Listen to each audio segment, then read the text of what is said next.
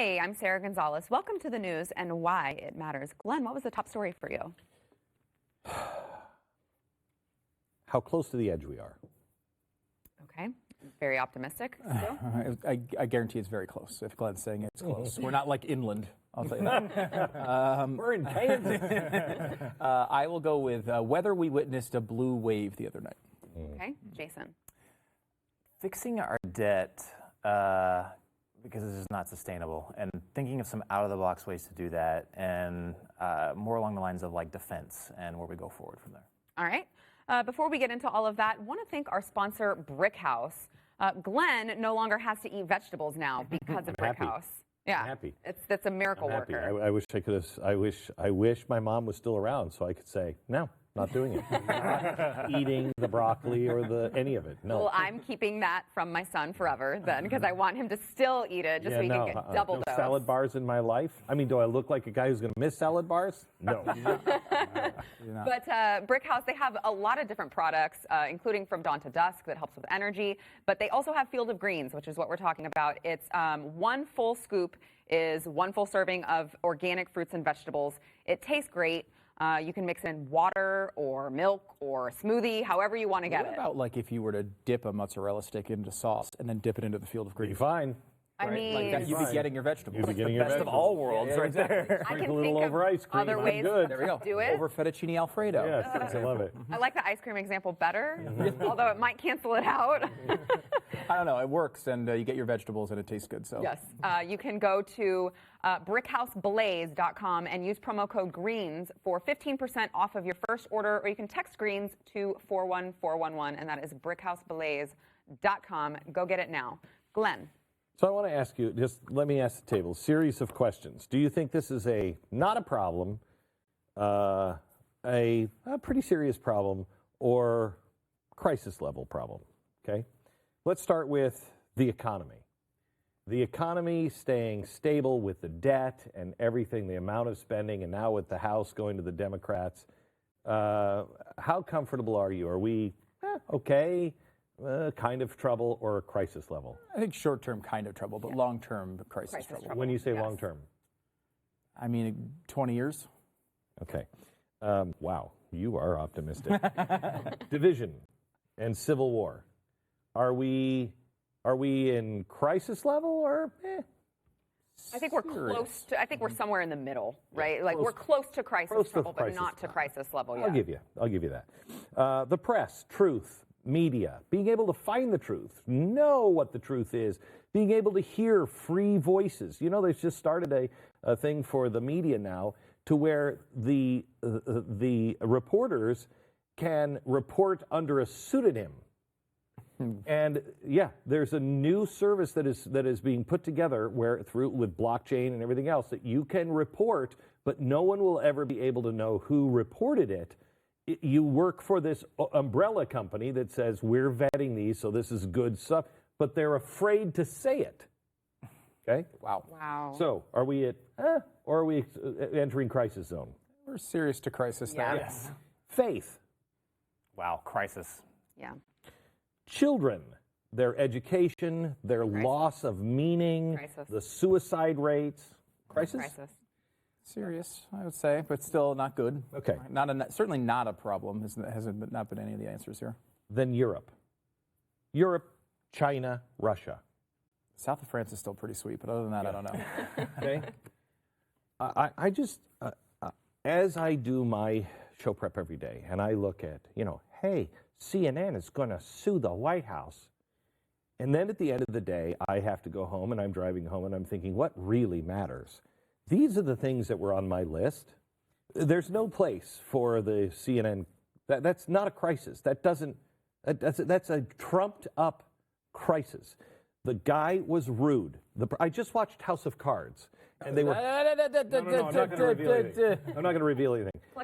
I just watched House of Cards. In one scene, somebody's talking to the vice president, and he keeps going, and he says, "You're done." The vice president says, "You're done. We're done here." And he keeps talking. He says, "The vice president just said, you're done." The guy turned around and walked away. And then he. And then, of course, CNN filed a lawsuit. No. So it's not we're not talking about anything. And when we come to Europe, what has so bothered me is this Asia Bibi story that nobody is really talking about. Here is a Christian woman who was wrongly imprisoned for 9 years. They're screaming for her head, the death and beheading or crucifixion of her and her family because she's a Christian who did what a Muslim told her to do and bring water to Muslims. And these two Muslim women said, "How dare you, Christian? We can't drink anything that you brought." Okay, 9 years in prison, and they're screaming for her head, and Great Britain will not accept her. And so as I start doing my research, and I gave a bunch of it to you, Jason, this morning, is that terrifying? The Quran, parts of the Quran are being worked into English common law now. I didn't know this. Sharia law is, in parts of the country, the law. There are no-go zones. The government won't tell you that, but there are serious no-go zones. This sexual abuse thing with the Islamic community, where is it again? What city? Oh, I can't remember. Yeah. But it's a large community. 1,000 children, 1,000, starting around 9 years old, have been groomed for being sex slaves. They've gone home to their parents and told their parents have gone to the police. The police say there's nothing they can do about it. They go then to social workers, and social workers say, well, we'll deal with it. Nothing has happened. This has been going on since the 1990s, and everyone in the government is involved because they're all afraid of the Islamic turmoil of getting this exposed. That's why when, what's his name, Tommy Robinson, was filming those guys, that's why the police arrested him. They can't stir up any trouble. And think about that. They actively covered it up. That actively, not just didn't do anything about it, they had to cover this up for what, almost 20 years? Yeah. That's insane. I can't believe, we were just talking about this, I can't believe one person didn't have the guts, or just, they couldn't sleep at night, or just their conscience said, I have to tell someone about this. Over 1,000 girls? But who are you going to go to? It's the government, the BBC, the police, everybody who's on the left who's saying, oh, you're an Islamophobe. You have no place to run.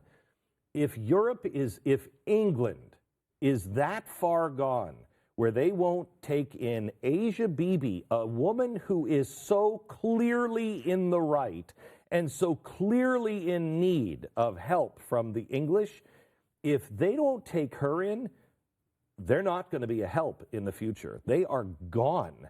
There's another thing that's going on now. They are looking at the Labour Party. There's a big parliamentary investigation into the anti-Semitism of the Labour Party.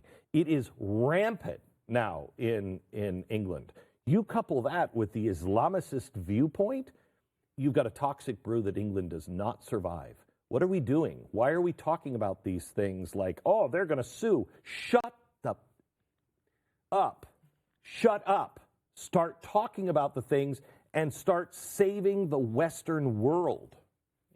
And this might be a question for Jason, but so the government obviously is in on all of this. So how are you finding this? Like, how do we find this information out? There's one newspaper in the UK looked into this, and it was a long investigation. It took it took years, I think, for them to compile all the information. But they have it now, and it is coming out now in the Telegraph and the Times and every place else. It is coming out now. But there's more that's going to come out. Oh my God. Because you think about it, and we were talking about like when the government is this involved in every single aspect, the things that they can get away with. So think about nationalized health care. Some of these kids went to the hospital. They would have had to.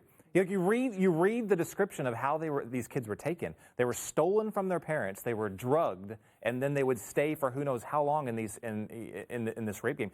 Somebody eventually had to go to the hospital for something. But if they're covering it up, you go to a government-run hospital and they don't want this out, it's not getting out. You go to a private hospital, that sure heck is getting out. But then that just shows the government is everywhere. This is, good gosh. This is, I was reading a disturbing story today from the National Review on the Vatican and what's happening with the cover-up of the children of the Vatican. If half of this stuff is right, it's in the National Review, that's pretty credible. if half of this stuff is right, that is a scandal now that is 1,000 times bigger than it was because of all of the corrupt cover-up that was going on. This is a country. This is not the Vatican and the priest. This is the country. With the Vatican, you're raped by a priest, you can go to the police and the police will investigate. Here, this is a country, a Western country, our sister country. They're not doing anything. And they're terrified. They're terrified. One of the striking things about just the parallels between Pakistan and the UK, like Pakistan was, they're terrified of the Islamists in their own country. Supreme Court. The Islamists will go into the Supreme Court when they do these rulings, and they'll intimidate the judge into giving them basically an execution sentence for some of these Christians. But the same thing with the UK. They're terrified of their own the Islamists in their own country. They've ignored it. They're allowing the same things that's happening in Pakistan. Yeah, we cannot ignore this anymore. We cannot ignore our debt. We cannot ignore the suicide rate of our children. We cannot ignore the economy. We can't ignore the division that is happening between us. We can't ignore that people in the press are afraid to speak out. And there is also collusion and corruption in the press. We have to talk about these big things, or we're never going to make it. Speaking of politics in the United States, the blue wave. Yeah, let me change the name of the show for a moment to Why It Matters and the News. So let me start with the why it matters, because why it wouldn't matter if it's called a blue wave or not. So many big decisions get made based on these results. When you have, you saw the GOP lost, and they tried to do that big, autopsy on their election after 2012, and they tried to make all these decisions. And these parties make large decisions based on whether, what these elections say. And what I think when we were on the air on election night, our kind of consensus was, well, it wasn't a good night, but it wasn't a blue wave. Since then, a lot of new evidence has come out as gone through a lot of these elections, late vote counting and all of these other things. I think it's worth re-examining here for a second, whether this is a blue wave or not. So let's go through the case for a blue wave. This is what we kind of, if you want to say it's a blue wave, here's what we have. First of all, the Democrats won, it looks like it's going to end up about 38 House seats. 38 House seats is a pretty big number. It's the third best in the last 40 years. So this is not the only two that were bigger were the Tea Party wave and the 1994 Gingrich takeover. The Tea Party was like 60? Yeah. 60 or 68. And that was the biggest one in 100 years. So that was a really big deal. But this is not nothing. And this is the best for Democrats since Watergate. That election happened 3 months after he resigned office. So this is the best since then for Democrats. As far as the popular vote goes, and the House is more determinative of like the mood of the country. The Senate has a lot of structural issues that you can't fight over. A lot of seats aren't up for election every time. House is up every time, so you kind of get an idea. Popular vote was the Democrats were going to be up a little bit over 7 points overall. And that is the third best since 1992. The only two ahead of that were the 2006 election, which was the takeover of the Democrats, the big takeover, and then the 2008 Obama-McCain blowout. Okay. Now, people keep saying, and I think this is a legitimate point, we'll come back to it in a second, that they didn't win the Senate. So how can it be a blue wave without winning the Senate? Well, take a step back from the structural issues for a moment. There were 35 seats that were actually able to be won. There are only 35, not 100. Only 35 were available in this election. Of those 35, Democrats won 24. 24 of 35 available. That's a pretty good number, with two still outstanding, Mississippi, which Republicans should win in the runoff, and Florida, which is too close to call still at this moment. Despite the majority of the 35 being red states. So they won 24 of 35, but the majority of the 35 were inside red states. Wow. So that should have been a situation where Republicans gained much more than they actually wound up doing. Democrats during the Obama era lost 958 seats in state legislatures. That was a huge thing. We talked about it quite a bit, about what a destruction that was. Well, the Democrats regained 26% of that just on Election Day. They reversed a quarter of the Obama administration just on Election Day. Governors were also a situation, that worked negatively for the Republicans. So when you look at that and you say, is that a blue wave? I tend to still say it's not quite a blue wave, mainly for the reason that they did really have an opportunity to win the Senate and could not do it. They had multiple races, to give you a couple. Missouri was one, Indiana was one. They were supposed to be very close races with Democratic incumbents. They got blown out in both of those races. Heidi Heitkamp in South Dakota. North Dakota. One of the Dakotas. It'd just be Dakota. Yeah, again, an incumbent in a tough state, but lost. But again, like Indiana and Missouri are states Barack Obama won, right, in 2008. And in fact, he also won Florida in 2012, both 2008 and 2012. That should have been a blowout in a wave election. Mm-hmm. So I think in reality, we're not quite at a blue wave, but it was pretty close. And it's important for Republicans to understand what they did here did not work. They may have fought off the worst possible case scenario, but this is a clear victory for Democrats. So what did they do that didn't work, and what did Republicans do that did? No.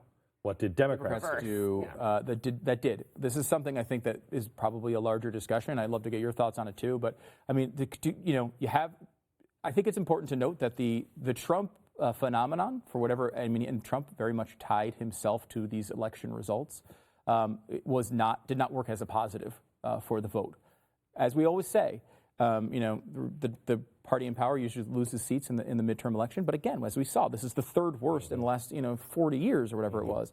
So it was a very bad tale, and someone I think who is more popular with a higher approval rating than 43%, does much better. Sure. So whether his approach is good, we don't know. The other thing I would say is they did escalate things towards the end.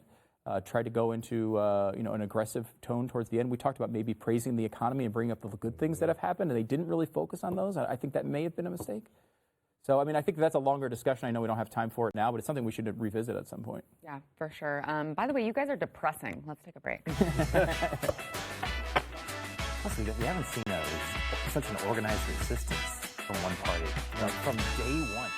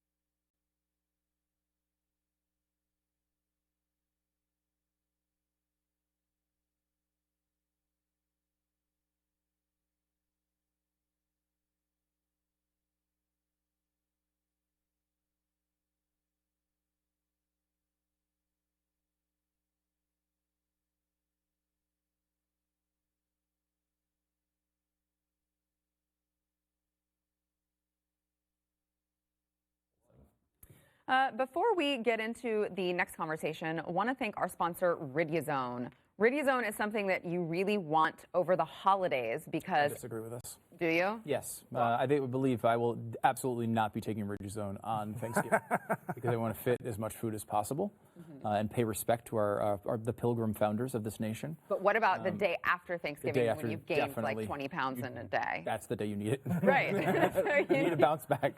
You need it for the holiday season. All we do is overeat, and it helps. Really, I'm sorry to interrupt, but Yes. this is a 3-day weekend. It's a 3-day holiday. Yeah, Monday is probably the day you start. Monday's You're the back day on the you start, Riduzone. because you eat on You have to have the Thursday. You leftovers. spend all day cooking, and then you have to have some late at night.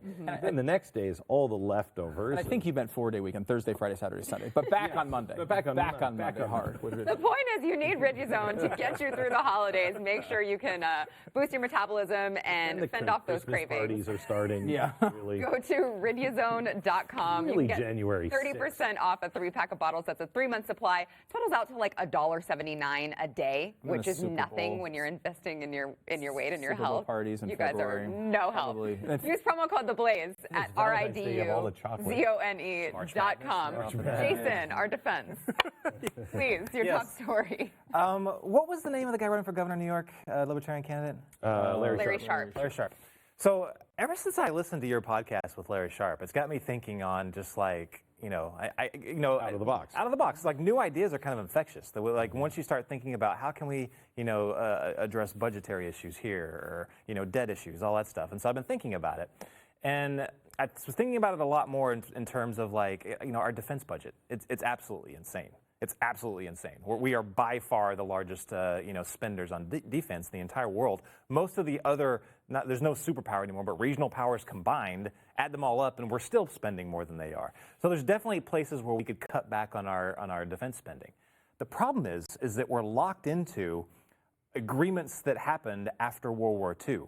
So you're talking about 73-year-old agreements that we've made. Or maybe not even agreements. We just kind of like took it over and said, don't worry, we got your back. Well, I saw over the last couple of days, the president was in Europe for the anniversary of World War I. And French president said a bunch of stupid stuff. But one of the things he said was talking about how they were looking into, or that Europe should do like this grand European army. And at first that sounds kind of scary, because immediately what you think about is European nationalism, like the Nazi army, like these like nationalist like armies. It sounds scary. But then the German chancellor, actually that makes it even kind of worse, but she kind of signed on to it and said, Germany would love to do that. Any country that can make a car and a coffee maker that good, do not let them build another one. But I think my point here is that we have underwritten their security for far too long. Yeah. It's ridiculous. And they created a European Union, which what they said in the beginning it wasn't just supposed to be this financial union. It was supposed to be this agreement between all of Western Europe. But they didn't really develop their militaries. There was no military might. There was no defense might behind their economic might that they were building. But they didn't need it because they had our unwavering support. We were always going to be there for them. My question is why? At this point, why are we still the military of Western Europe? Sure, they have their own little small militaries, but pretty much they're all just to say, we're contributing to our NATO agreement. That's about it. May I play devil's advocate? Please. Go back to what I said at the very beginning about Europe. I don't necessarily want a giant army falling into the hands of an Islamic caliphate. You know what I mean? Great point. I don't want the German industrial complex that's already churning out planes and tanks and everything else. I don't. True. I mean, there is that to consider. But there's a space in between these two things, right? Yes. Where they are responsible for their own security largely, and they're not like a mega continental army, right? Or they just pay us. Yeah, I don't know. I don't know what. I'm not saying there's no situations where this is plausible. Because I think we've had a situation we've talked a lot about North and South Korea and that situation and our support over there as well. And they have a large army, to be able to defend themselves. But it is I don't know. Like, is the appropriate role for the United States of America to lease essentially our army? No. To defend other nations, even if they are paying? No, but I will tell you this: I'm not a fan of the Space Force just because I don't think anybody's taking it seriously. What? Yeah, I know, but a Space Force, that's when you could do that. Because if you're up in space and you have military complexes up in space, you can pretty much protect any country that you want. You know, so if you want to, help us fund a Space Force, okay, we'll build our little Death Star and protect from space. That's scary as hell, but that does put you in a zeroed location. This is quickly on the Space Force while we're here. The subpoena cannon. We were talking about this? Like, the Democrats have loaded a subpoena cannon, is what they're calling it, with 85 different directions they're going to go to try to investigate the Trump administration. One of their targets, oddly, Space Force. They think they're going to find something in there that's some backroom deal, some weird arrangement that they think. I think it's so perplexing. They think that there's something shady going on there. Ask the American people. I mean, wouldn't it be better to have? I mean, you have the subpoena cannon. Wouldn't it be fun to fight the subpoena cannon with like a sloppy Joe cannon? Yes. That's just firing sloppy Joes at Congress. I think that would provide a lot of release for a lot of Americans. Are we out of time? Yeah, we are. We're back in a minute. Luckily, we got that sloppy Joe point in, though. That's a serious. The news and why it matters.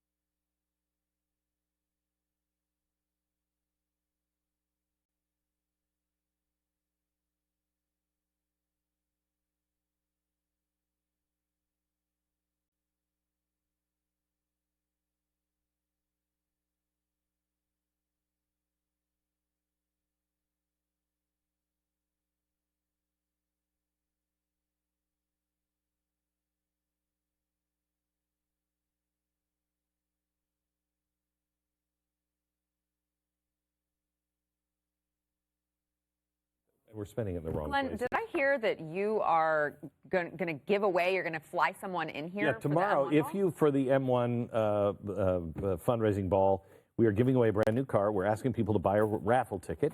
They're $100 per ticket.